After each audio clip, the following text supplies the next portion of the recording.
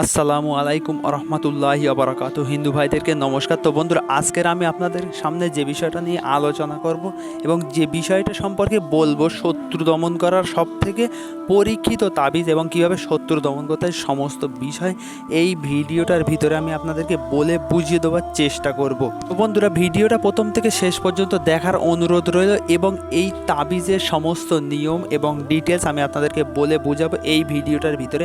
আগে তাবিজটা পরিষ্কার করে দেখেন। এর নিয়ম প্রণালী একদম সহজ এবং নিজের বাড়িতে বসে ওই শত্রুদেরকে শাস্তি দিতে পারবেন এবং ওই শত্রুর হাত থেকে রেহাই পাবেন। যদি পারিবারিক কোনো শত্রু হয়ে থাকে অথবা রাস্তাঘাটে চলাফেরায় কোনো শত্রু হয়েছে বা ব্যবসা বাণিজ্যের ভিতরে, ওই শত্রুদেরকে কীভাবে শাস্তি দিবেন এবং ওর হাত থেকে রেহাই পাবেন। ও দিনের পর দিন আপনার ক্ষতি করবার চেষ্টা করছে এবং আপনার পরিবারদেরকে ক্ষতি করার চেষ্টা করছে। তো বন্ধুরা, কীভাবে ওই শত্রুকে শাস্তি দিবেন এবং ওর নিয়ম প্রণালী আমি সমস্ত বিষয় বলে দেবো। এই তাবিজটা দিয়ে কীভাবে কাজ করবেন এবং ওই শত্রুদেরকে কীভাবে শাস্তি দিবেন, সমস্ত বিষয় এই তাবিজের ভিতরে আমি আপনাদেরকে বলে বুঝিয়ে দেওয়ার চেষ্টা করব। নিজে দেখেন, শত্রুর নাম লিখতে হবে এখানে সাইডে, শত্রুর বাবার নাম, ঠিক আছে? যদি শত্রুর ছেলে হয় ছেলের নাম, ছেলের বাবার নাম, আর শত্রুর মেয়ে হলে মেয়ের নাম, মেয়ের মায়ের নাম। তো বন্ধুরা, কীভাবে কাজ করবেন এবং আপনারা যদি বুঝতে পারেন, অবশ্যই আমার কন্ট্যাক্ট নাম্বারে আপনারা আমার সাথে যোগাযোগ করবেন।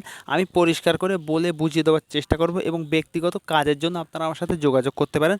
আমি আপনাদেরকে যতটুকু পারি সাহায্য করব। কোনো রকম টাকা পয়সা কিছু দিতে হবে না, আপনারা আমার সাথে যোগাযোগ করবেন এবং এই তাবিজটা দিয়ে আপনারা কাজ করে দেখেন একটাবার, ইনশাল্লাহ অবশ্যই ওই শত্রুর হাত থেকে রেহাই পাবেন এবং শত্রুকে সাইজ করতে পারবেন।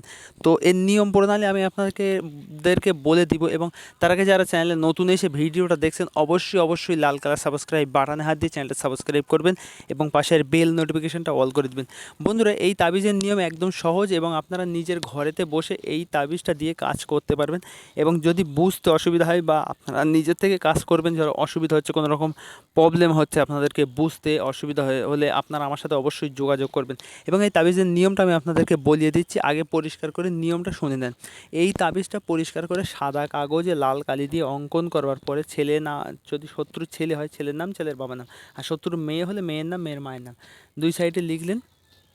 তারপরে সাদা কাগজে লাল কালি দিয়ে পরিষ্কার করে তাবিজটা অঙ্কন করবার পরে আপনারা কি করবেন, এই তাবিজটা ভাঁজ করবেন। ভাঁজ করবার পরে আপনারা 3 রাস্তার মোড়ে যাবেন, গিয়ে যদি পাকা রাস্তা হয় বা ঢালাই রাস্তা, সাইডে পুঁতে দিতে পারেন, অসুবিধা নেই, পুঁতে দিবেন। আর একটা তাবিজ সাদা কাগজের উপরে লাল কালি দিয়ে লিখবার পরে আপনারা কি করবেন, ওই কাপড়টা যখন জোয়ার আসবে নদীতে, ওই সময় নদীতে ফেলে দেবেন। ইনশাল্লাহ দেখবেন ওই শত্রু কোনো দিন আপনার সাথে শত্রুতা করতে আসবে না এবং যদিও শত্রুতা কেউ করে, সে শত্রু আপনার সাথে করবে না এবং বন্ধুত্বে পরিণত হবে। তো বন্ধুরা, যতটুকু পারছি আমি আপনাদেরকে বলে বোঝাবার চেষ্টা করছি এবং শত্রু পারিবারিক শত্রুতা হলেও দেখবেন দিনের পর দিন আস্তে আস্তে আপনার সাথে ভালোবাসায় টান এসে যাবে আর আপনার সাথে কোনোদিন শত্রুতা করতে চাইবে না। এবং বুঝতে অসুবিধা হলে ভিডিওর তার ভিতরে আমি যতটুকু পারছি বলে বুঝিয়ে দেওয়ার চেষ্টা করছি। তো বন্ধুরা, অবশ্যই আপনারা আমার সাথে যোগাযোগ করবেন। বুঝতে অসুবিধা হলে কন্ট্যাক্ট নাম্বারে আপনারা আমার সাথে যোগাযোগ করতে পারেন।